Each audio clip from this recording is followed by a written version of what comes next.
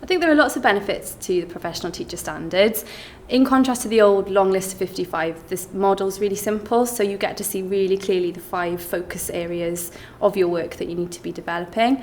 And there's a big emphasis on collaboration, which is good because with the new curriculum on the horizon, we're going to be increasingly asked to work outside our subject areas, across with areas of learning. So I think that the vision of the new standards matches really well with the curriculum, which is a good sign.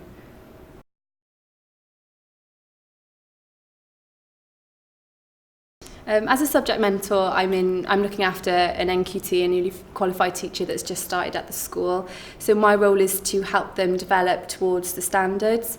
So I do that by doing lesson observations, providing them with feedback about their areas of strength and areas to develop, and then meet with them to set some targets to work towards whichever standard they need to be working on.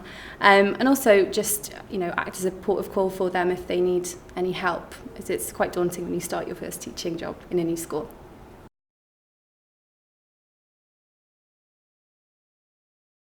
I think the standards can help teachers in a number of ways throughout their career.